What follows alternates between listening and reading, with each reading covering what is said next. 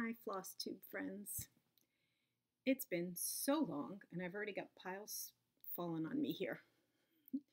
It's Friday, March 23rd. I've just spent a ridiculous amount of time pulling together everything that I want to show for this video. So bear with me here, even though I've got notes and I have to remember to look at my notes.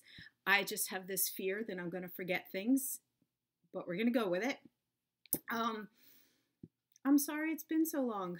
In those dark moments you think, is anyone going to remember me? Am I going to be forgotten about? It's, I think, been 4 weeks, which is longer than I usually go between videos. And what can I say? Life. Just a variety of things. Just busy with stitching related things, as well as other things. And just truthfully, for those who make videos, you know the time. Everyone does it differently and has their different systems and stuff, but for like the time it takes to pull stuff together, make the video, and then get it up. In the last few weeks, I just haven't been able to set aside those couple of hours, just working on some deadlines of things that just needed the focus. In addition to that, a big chunk of time was given over to the big annual book sale that I have made mention of in previous videos. It happens in the month of March, and I'll get to that in a little bit. So I put in a number of volunteer hours for that, which is great. But there could have been a time where I did the video.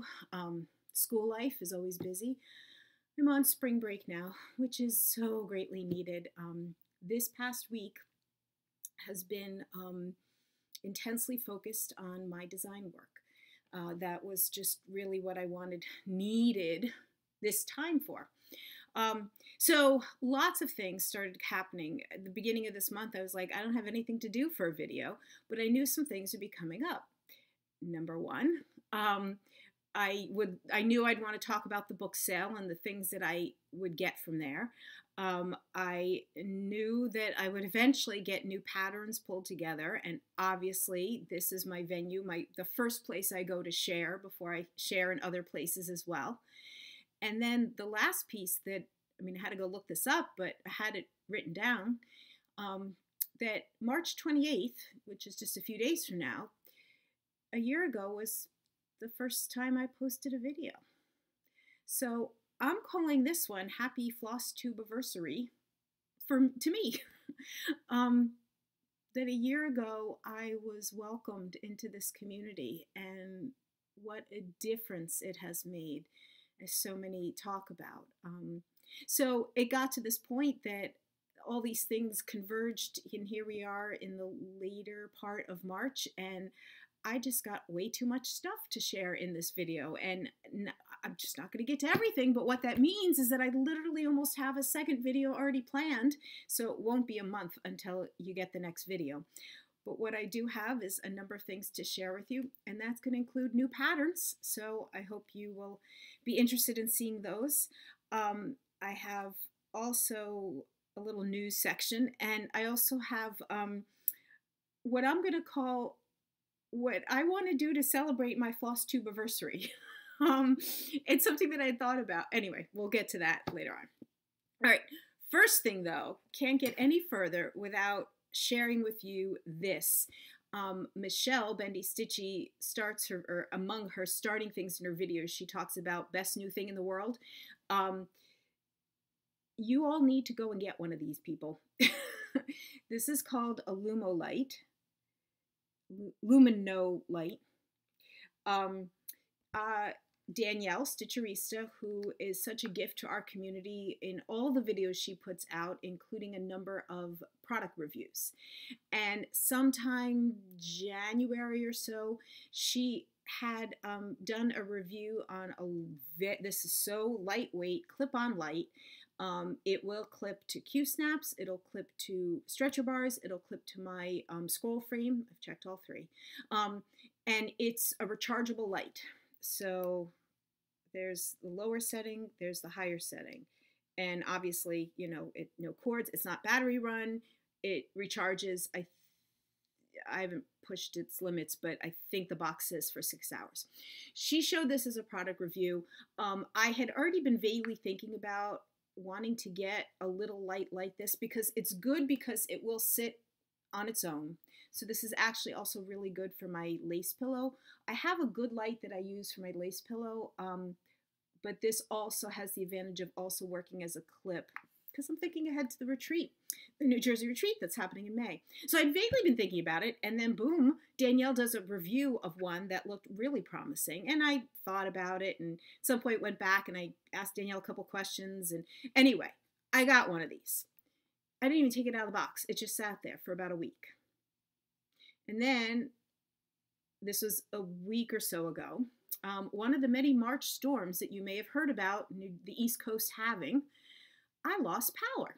Now, where I live, there are, like, I'll go into school after these storms and you'll hear kids who have lost power. I am just very lucky in the town that I live or the part of the town that I live, the power grid that I'm on, what have you, that just, you know, sort of knock on wood, I have just not lost power in some of the worst storms that have come through, including a couple of hurricanes. I consider myself just very lucky. So that night when the power went out, I was like, this is interesting. And then I thought, where's that flashlight that I haven't used in forever? And do the batteries even still work in it? And they did. They were very dim. And, you know, who keeps D batteries? Well, I don't keep D batteries. Maybe you keep D batteries. I keep AA's and AAA's. And I'm like, this could get interesting. And then I remembered that I had gotten this. And I even remembered in Danielle's review video, she said, and it comes already charged. And I took it out. And oh my God, this thing saved me that night. Well, I mean, I carried this around as I just needed to like get through the evening hours. I was even able to stitch for a little bit. Like complete darkness. This was clipped on my scroll frame and I was able to stitch. So highly, highly recommend getting one of these. I forget the exact price, $15 or so.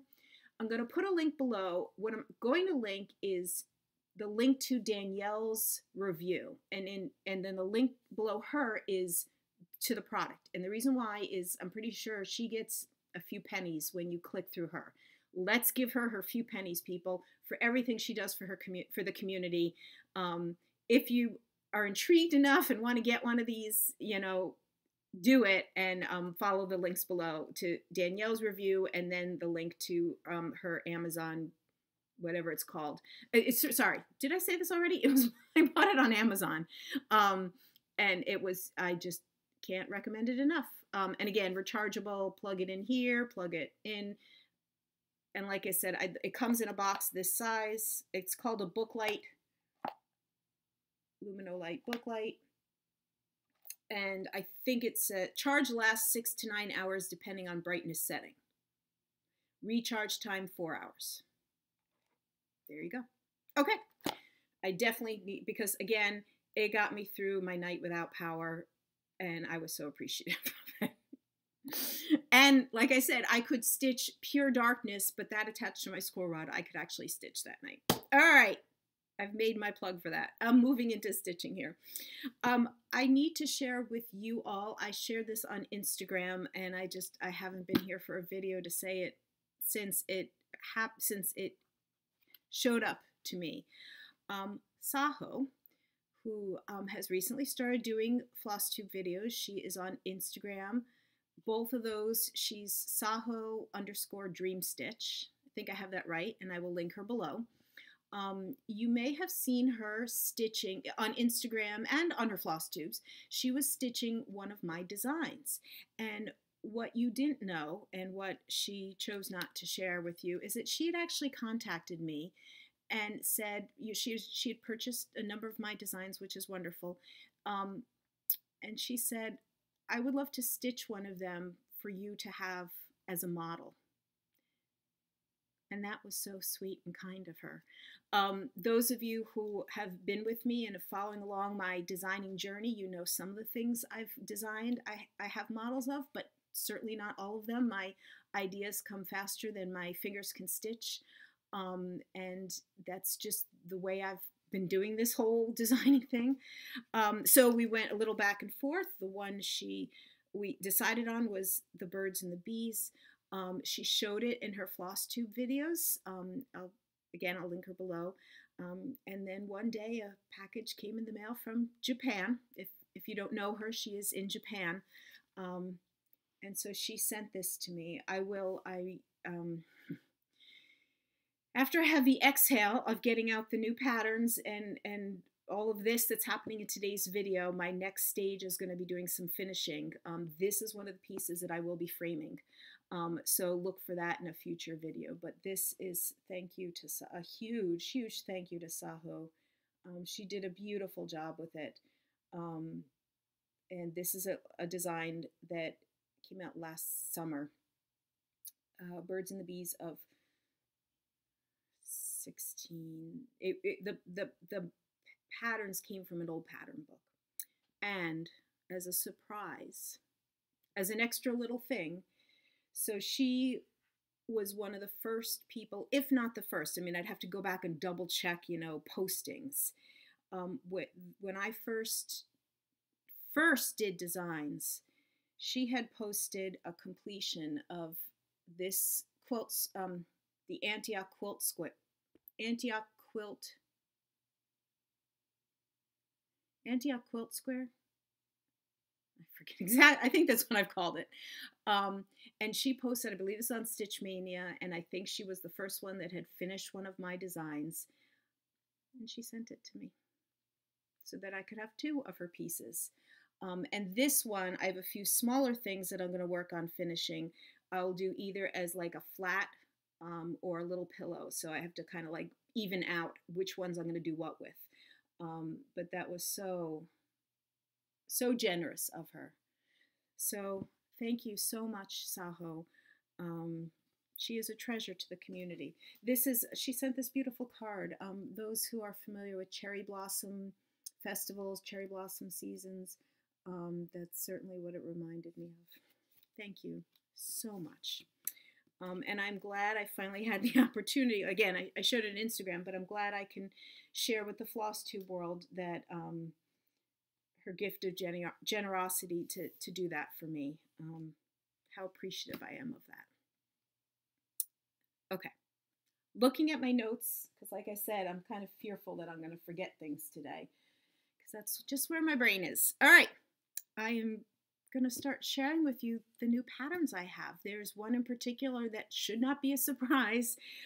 It's the stitching that I've been working on the last few months, although I had to take some breaks because of some other things, but you've seen it in previous videos.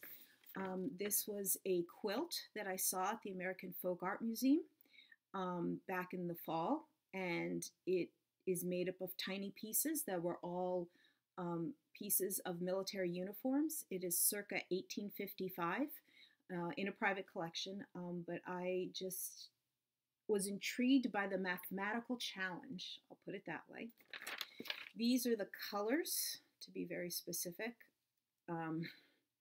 I bought 2 skeins of floss for each of the colors. Yeah, so did not need 2 skeins, but that's why I have perfectly good skeins to show you. Those are the 7 colors that are involved in it. And very loose, literally, this is like hot off the presses, like this morning, finished. It's very loose. I'll tacked onto here and I'll show you why, but here we go. I'm calling this the Mosaic Quilt. There are parts that are absolutely intended to be specifically as is, following the pattern of the original quilt. And there are parts that just simply couldn't be reproduced in a cross-stitch fabric, which is fine, and we'll call them more inspired by. This is one of, if not the first, of my patterns that has things besides full cross stitches in it. So just to be aware. So here we go. My first pattern that I'm sharing with you today. I have six new patterns to share with you today. Mosaic Quilt. So in addition to full crosses, there are some half crosses and a few specialty stitches, which are fully trust me, in here, they're fully diagrammed pictures to show you how to place them, because this does turn into a full coverage piece. So many stitchers I know have done things with specialty stitches, but every design has different things. So the places where things got unique and different are, to be specific, the center motif, these large X's here, and these what I called weaving stitches, because I just didn't know what else to call them, because I just invented what I was doing.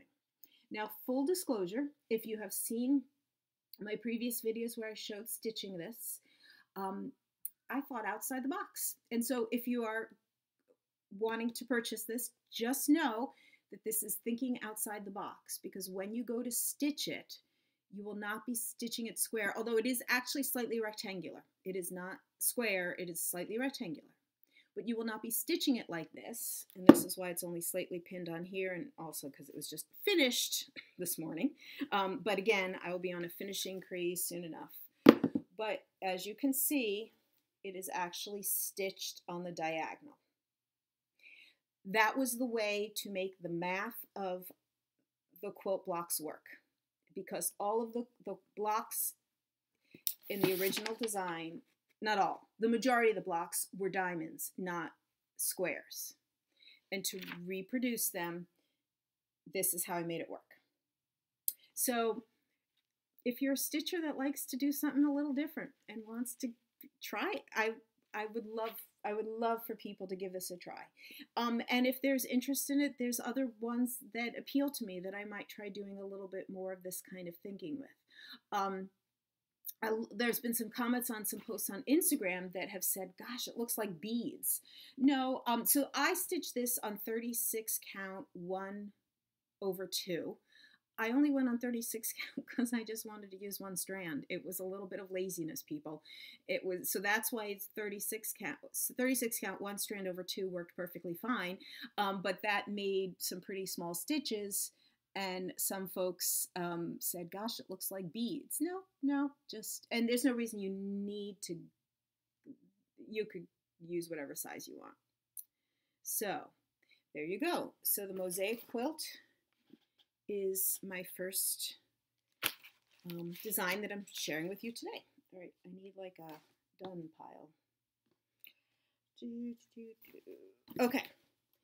The next few are definitely going to show you, well, even that one. My next few are definitely going to show you my historical interests. So I love the various resources that I found for old pattern books. So there's one in particular that is from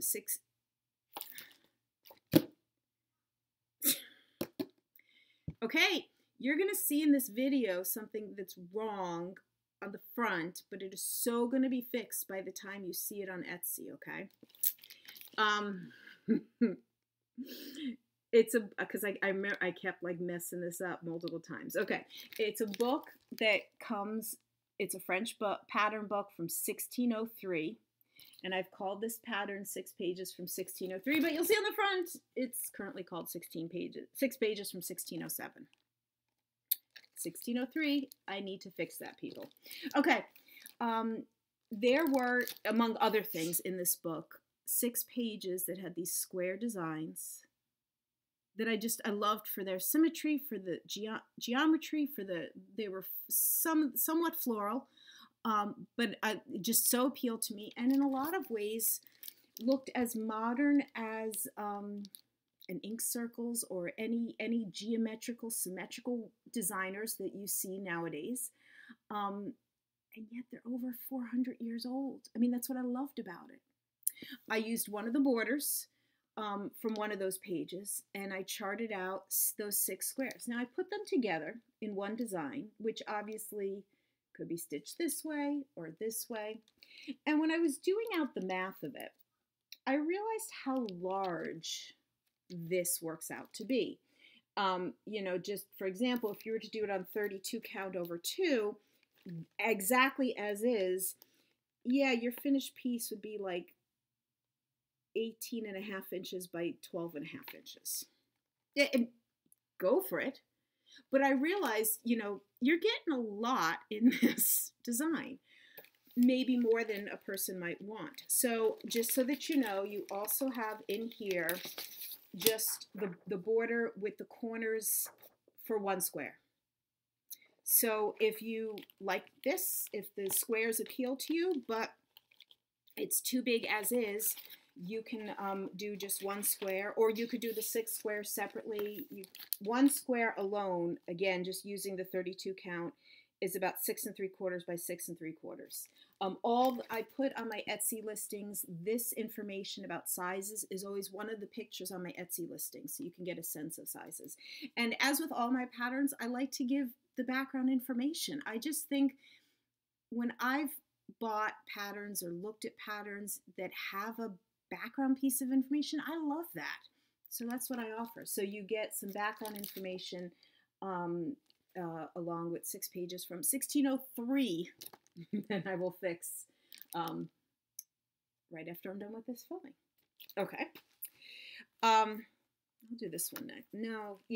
Okay. So different pattern book, same century, 1650. I saw some flowers in a vase that, again, I looked at it and these are textile patterns that could have been used for weaving textiles, for tapestries, for curtains, for anything in who knows. And in most cases, I don't have any source to trace out what they might have been used for. But it was another case where I looked at it and I said, my God, that could be a modern day cross stitch pattern. This one I put in, this one really could be any colors you want. I think it would be beautiful in variegated thread, all one color. You could use different colors, whatever.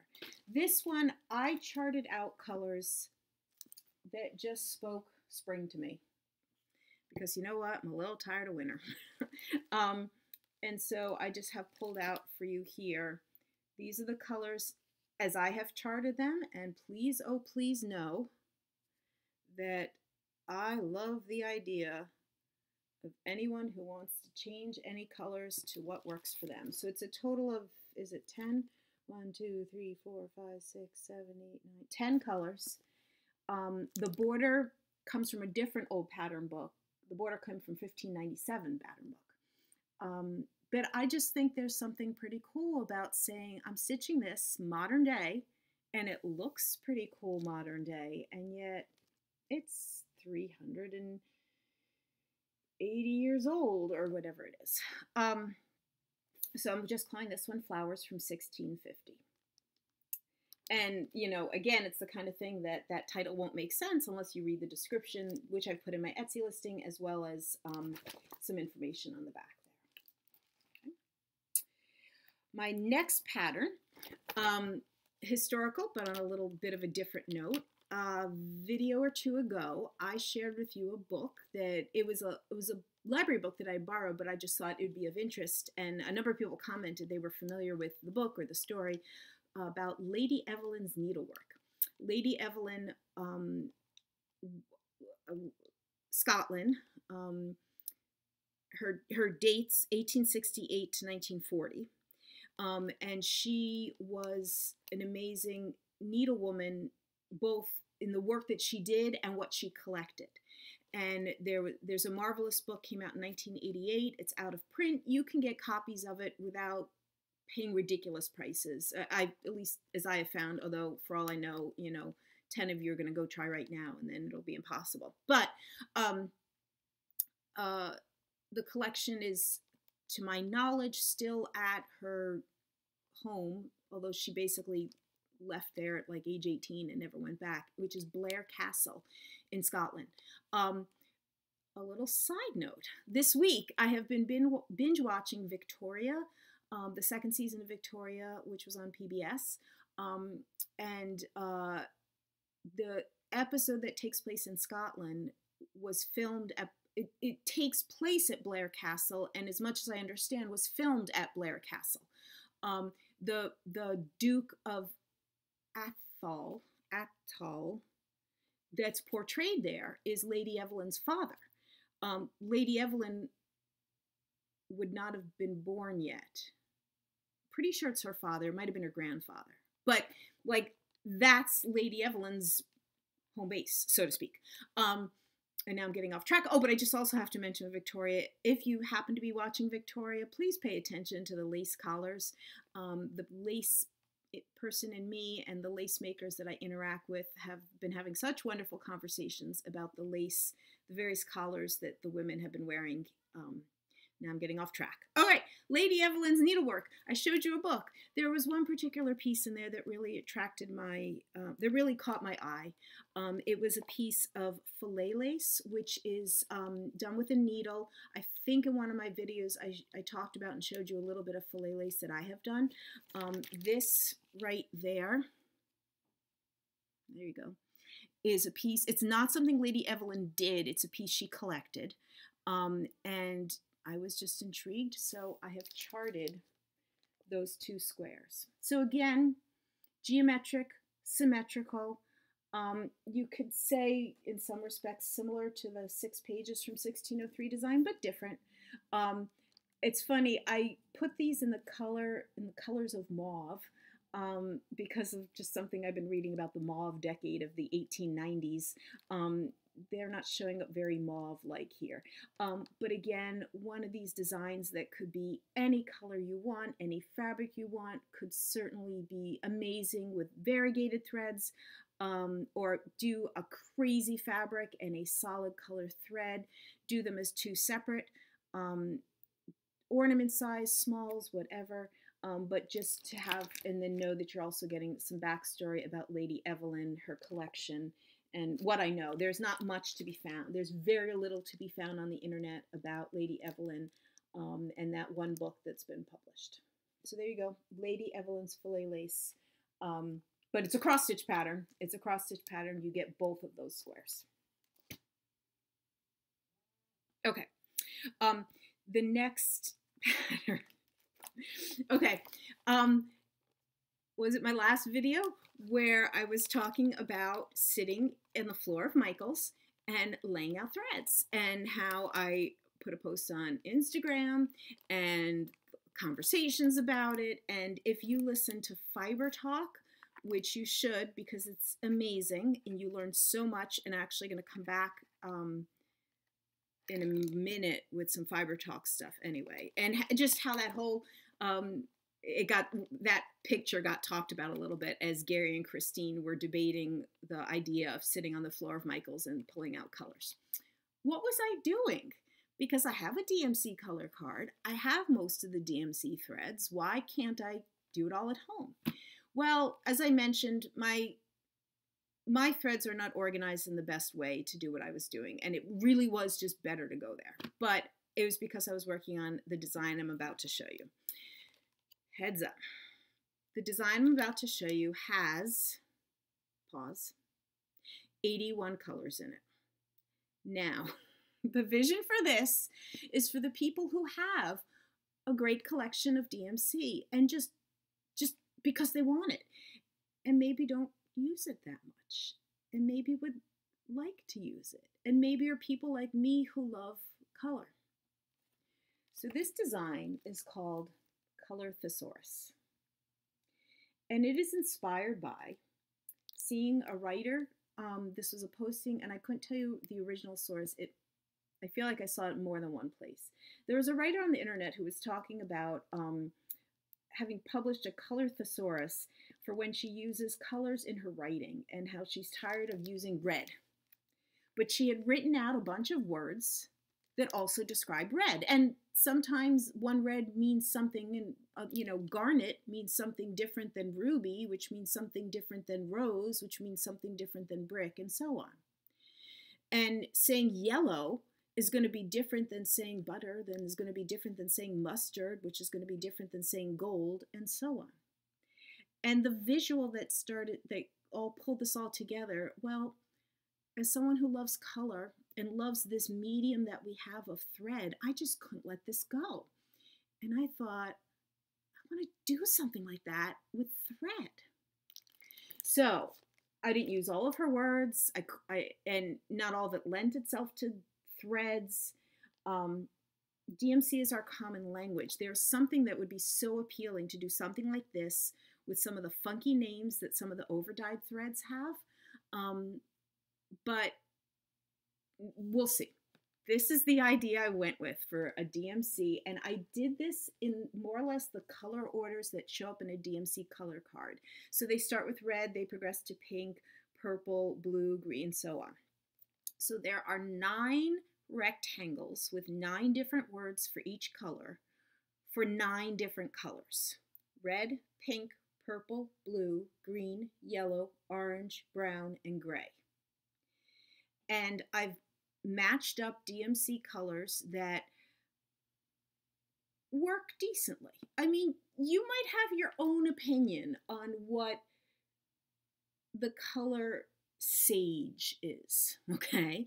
And I also tried to balance a little bit the ones that were awfully close. And again, this is why I was sitting on the floor of Michael's, like moving things around to make them look, you know, reasonable. This is the kind of project that I envision, because you put in the borders, you put in the letters of the words, but then the filling in of the colors is pretty mindless. And sometimes it's really helpful to have that kind of stitching available to you.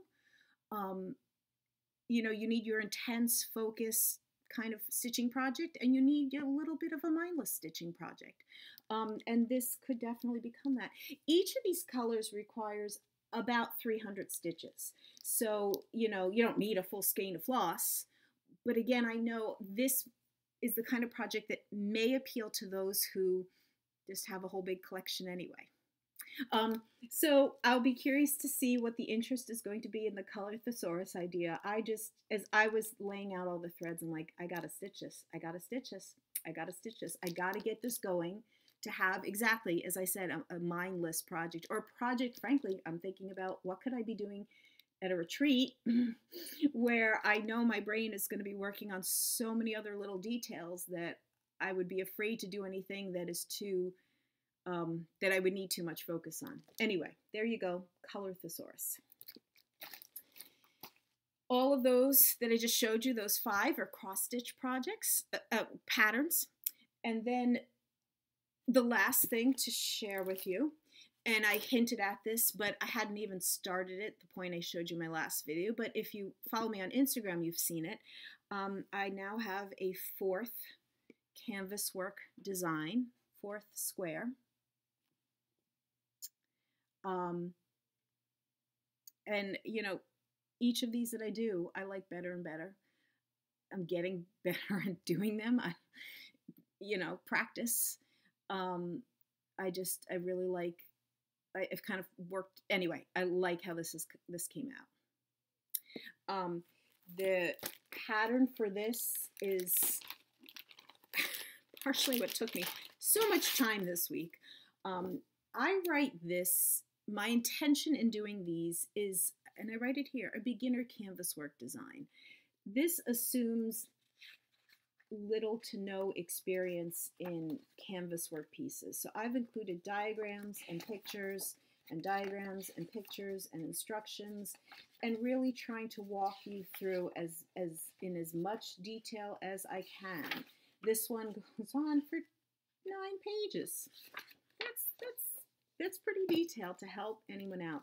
I also consider it a beginner project because it doesn't require lots of fancy threads. If you've ever been in a store that features lots of needlepoint threads, there are some canvas work designers that do amazing things with like all the rainbow gallery threads, and I love those designs. I do. And maybe someday I'll be designing some of those, but the idea of this is that it's done using 3 shades of DMC. That's it. And here is actually, well, this is what's left. This, and this. So, I mean, this one didn't even, I don't know how that is. Like, I feel like the others, I had like some of them, 2 of the, okay, so this is my 4th, and if you have not seen them before, This was the first. Here was the second. And this was the third. Now here comes number 4. Now, I'll take this moment to say all of the patterns that I design that you can find in my Etsy store, they're all going to be linked below. I sell them in 2 different ways. I sell them as paper copies that I will mail to you. So you would get this in the plastic as is, as well as an option to buy them as a PDF if that works for you. Because I've discovered people appreciate both offerings. The canvas work, these 4 designs, you will actually see 3 different listings for them. And that is because in the spirit of these being beginner patterns, I wanted to offer it in a way that maybe someone who had never done this before could try it out. And one piece that is challenging is to get, might be challenging, is to get a piece of canvas. This is 18 count canvas. And if your only sources are like cross-stitch stores, or you're only familiar with purchasing fabric, linen, Aida, what have you, this may not be the easiest thing for you to purchase. And certainly if you're just trying something out, it may not be easiest to purchase a 9-inch by 9-inch piece. So the third option of purchasing this is a paper pattern with the piece of canvas. So again, just choose carefully with whatever way you'd like to purchase these. Paper, a PDF version, paper version with canvas. I think I've written it as clearly as I can. And all my other patterns, 2 options, PDF or paper version. Is that all I was going to say? Yes. So there are the new patterns that I've been working on for the last few months, you know, at various times working in different ways.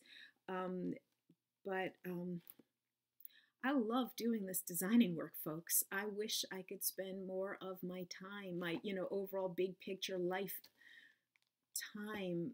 I have so many ideas. I've collected so many books and so many pages and scraps of paper with ideas.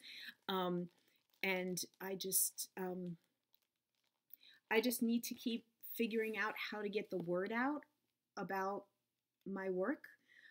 I appreciate anyone and everyone who is willing to help spread the word, to mention it if you have purchased anything, or if you have a Flosstube or Instagram and mention it. I so appreciate it. Thank you.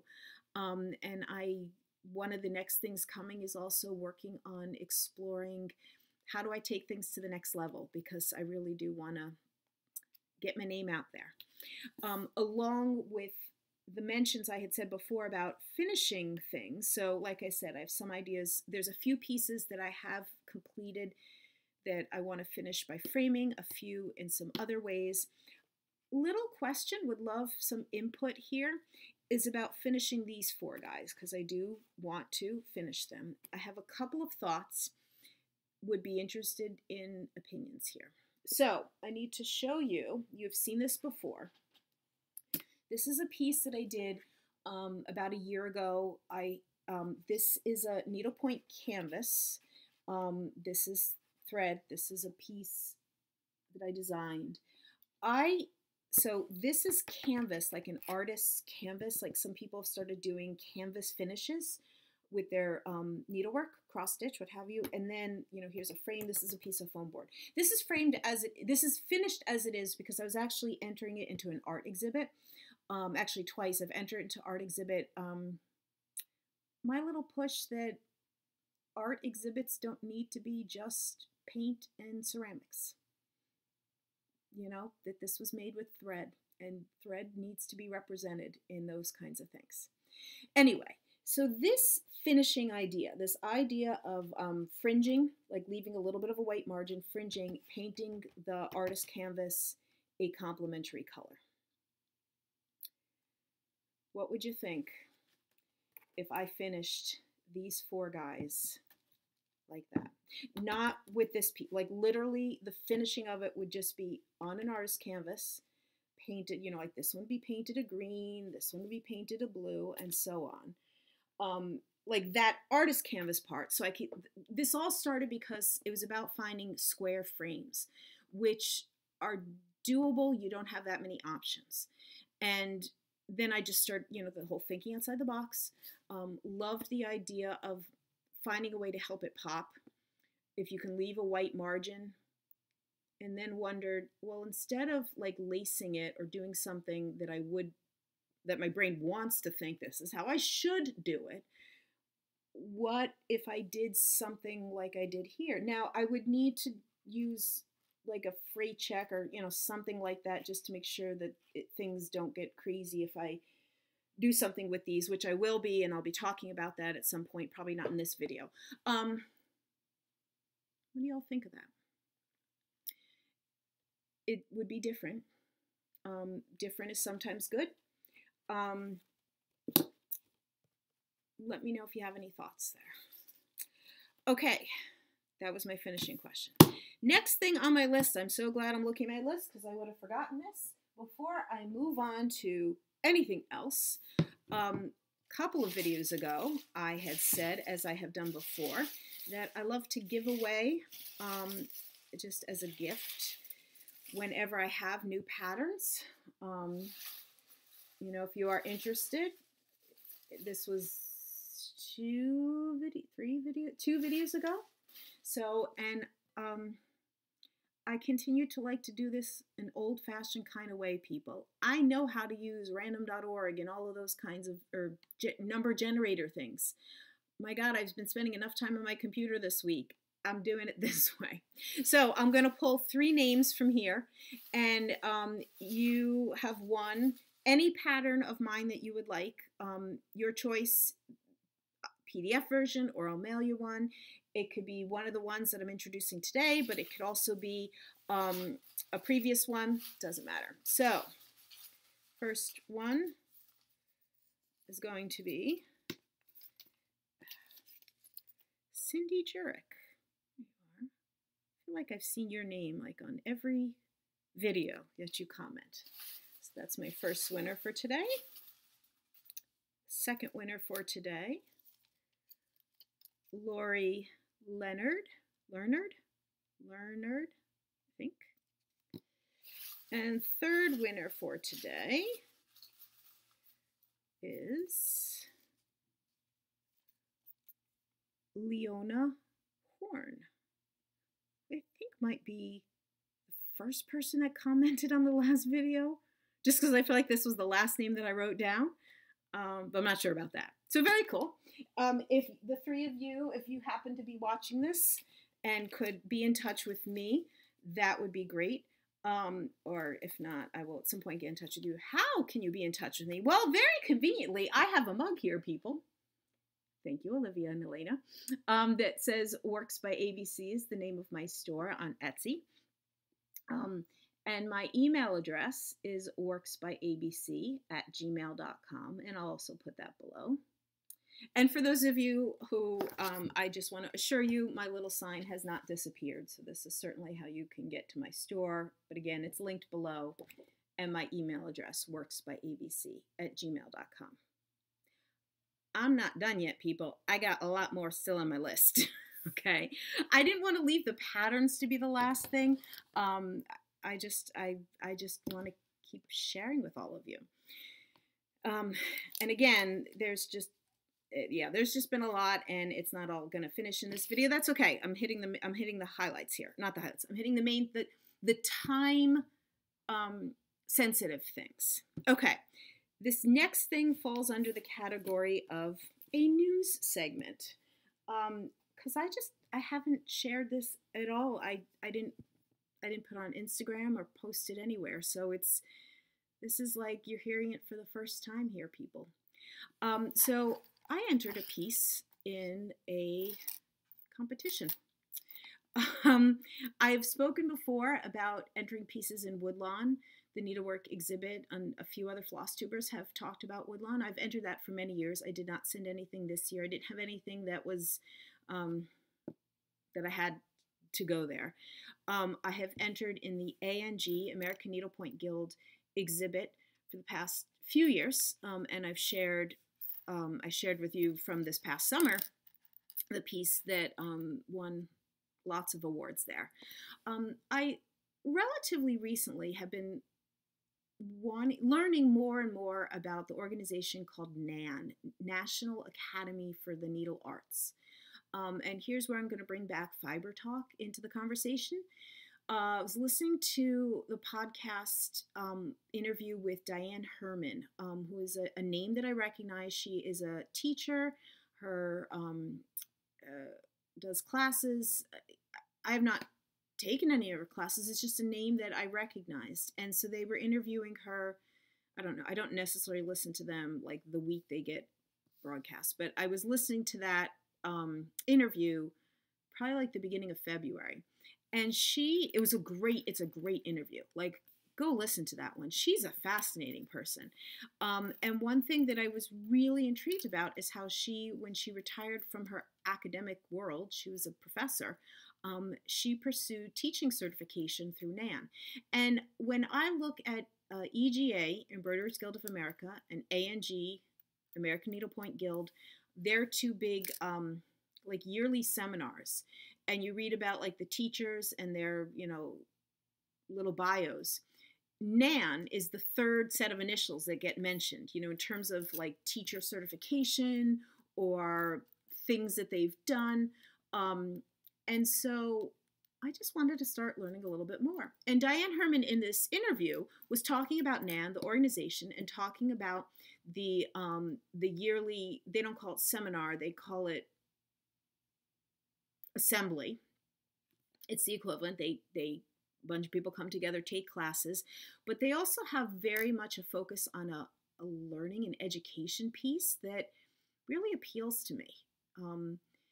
I also love that their title includes the word needle arts. There's something just very open about that word. I'd been on their website before. I have loved the pictures of their exhibit they call the exemplary. I will link below the page to their the page of their exemplary where they have pictures of all their ribbon winners. As of when I'm talking right now today, they had not posted 2018, but I have all reason to believe at some point it'll get posted. But you can look at previous years and see the level and the quality of the work is just stunning. It's beautiful. There seems to be quite a focus on Japanese embroidery, if you're familiar with that, because there's like a whole separate category, whole separate awards with them. For their descriptions of professional and non-professional, I did not qualify for professional, which I admit I was relieved about. Just publishing designs was not enough of, like, professionals had to do more with teaching and certification. I was like, phew. Because as you read over previous winners, they're definitely names of like the teachers at these national seminars, and I just didn't want to do that. I entered the piece. You have seen it before. It's actually, it was the thumbnail of the last video. So was it the last video or 2 videos ago? So you've seen this before. I liked their exemplaries rules is a piece that's finished within the last 3 years. I wanted to enter something that was my own original design, and I liked the work that I did to create this. The mathy work of figuring out, of making it connect, of making it to be my own interpretation of an actual mosaic. And I liked that this exhibit requires you to write an artist statement. They actually sent me back, oh wait, so I make it clear now, this is the exhibit I entered. They sent me back that they do hang the artist statements, and I'd included, not that you could really tell from this printout, but this was the original mosaic, and there's the picture of it hanging in a museum. You cannot tell from this printout, but there's this like tiny blob, and that's like a security guard sitting in a chair, just to give you the sense of the size of that mosaic. So I'd entered this. I loved, to read the description. The Academy strives to show embroidery at its finest, the excellent execution of a well-conceived idea fully developed. However, this is an ideal. The Academy recognizes that the process of reaching such a goal is more important than the goal itself. The exemplary is an exhibition of the progress from the first anxious steps taken by the beginner through the efforts of the student trying to reach beyond what is believed to be possible, to the expert whose work is the culmination of long years of study and creativity. So my piece was entered in the category of a non-professional original design. So they have professional original, non-professional original, professional, non-original without instructions, non-professional, non-original without instructions, and so on and so on and so on. And I am pleased to share that it won second place, which, you know, for the first time entering, this took place in Michigan. I don't know if there will be a time that I will get it. It seems like this is where it always is. If there will ever be a time that I will be able to go. This ribbon is pretty, it's like quite three-dimensional. I've never gotten a ribbon that has looked quite like this. But I was pleased that for my first time entering and for just the brief pictures that I've seen, there's some pretty amazing quality pieces. So I will look forward to when they do post the full pieces for this for the whole exemplary for this year, and wish and hope that maybe one day I'll be able to go and maybe pursue some of their educational offerings, because it seems to be like a really neat organization. So we're going to call that news. All right, I'm now calling this next section the official Flosstuberversary celebrations. Because there was two things that I had wanted to do just to honor, we could say, being around here on this side of the camera in the Flosstube world for a year. I wasn't watching videos for very long before I started filming. I know some people watch for a long time and then they start making their own videos, but I wanted to do two things. One was to take a little, throwback to my first video, and the other is something a little different. So the throwback to my first video, I wonder how many people who are going to watch this one a year later watched the first one. I know when I have found people that I enjoy watching, sometimes I've watched them from the first and so on, but sometimes I have found them like in the middle of their Flosstube world. I can't say I've necessarily gone back and watched from the beginning. Other people do. Other people talk about, oh, I've binged you from the beginning. Okay. Some people do that. So I'm curious how many people watching today have seen me from the beginning. Because I just wanted to share with you something that one of the first things I shared. And it's actually, again, in the thumbnail of my first one. This was my first major cross stitch that I did. I was a teenager. I started it before I was driving. That's part of the story. I won't repeat the whole story that's in my first video. You can go back to my first video and watch the whole video, but I know I started when I was about 15 because part of the story is about getting my mom to take me to the craft store to buy the DMC floss.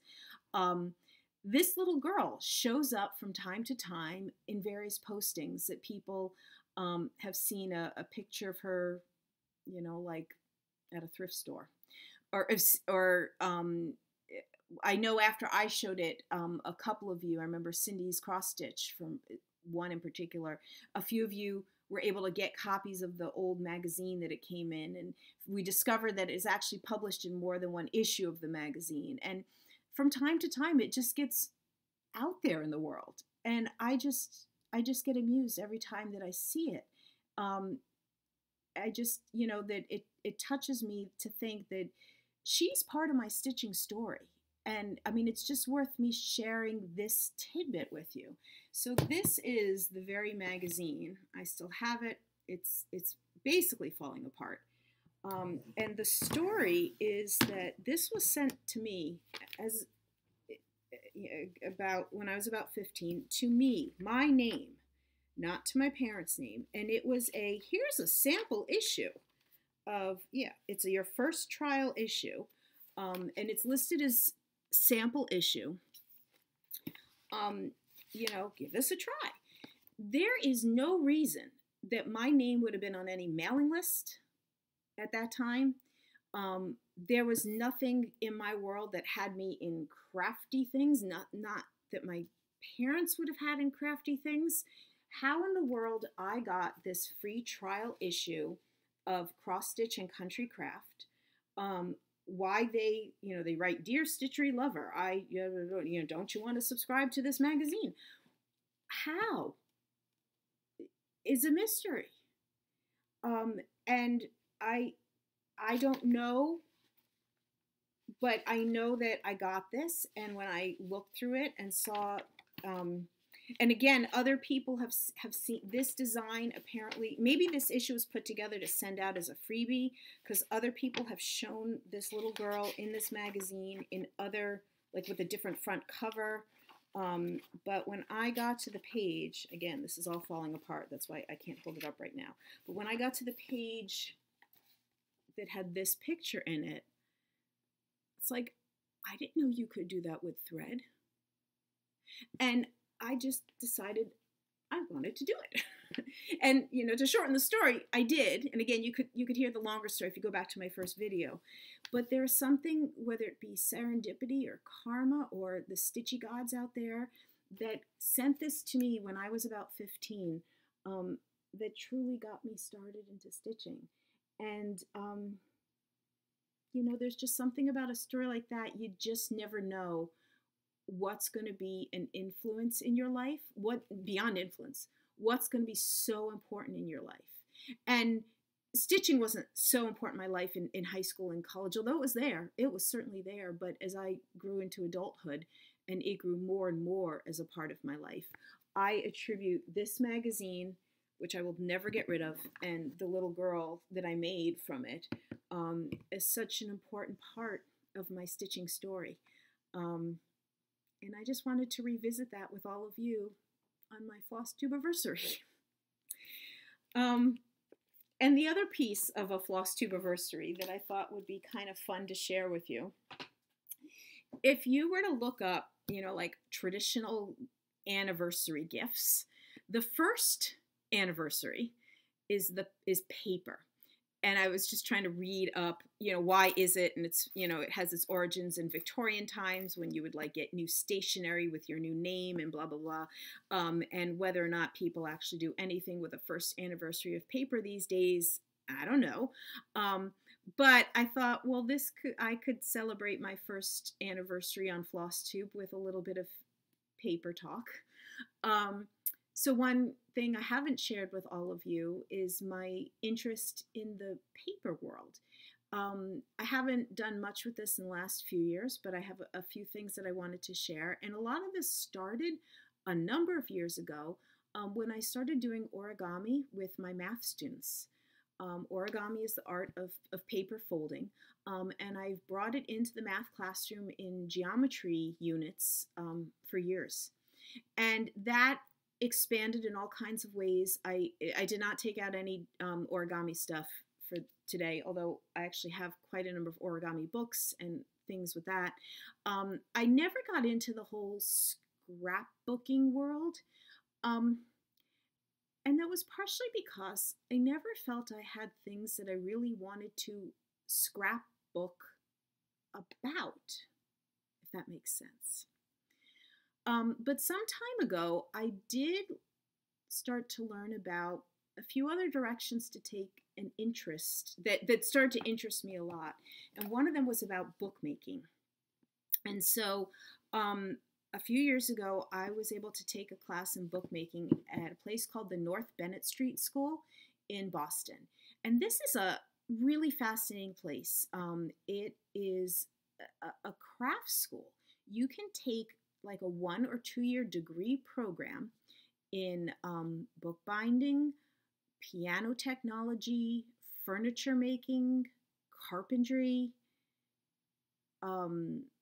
jewelry, something, locksmithing. It's like the oldest and probably like the only school of its kind in the country. In addition, and it fascinates me, the kind of people who make that their life and are able to make a life from it. It's just so intriguing. In addition to their degree programs, they also offer like 1 week programs or weekend classes, or 5 Saturdays in a row kind of class. Like if I lived in the Boston area, I'd be tempted to take a lot more classes there. Like carpentry and stuff doesn't interest me, but the bookbinding, book courses interest me. The 1-week class I took was an intro to bookbinding. I made books like from nothing. You know, it's really kind of interesting. So to learn the whole process of making a book, and I don't know how to like completely capture, you know, of course, these are blank books. I have not actually done anything with the books that I made, but to understand how books are constructed.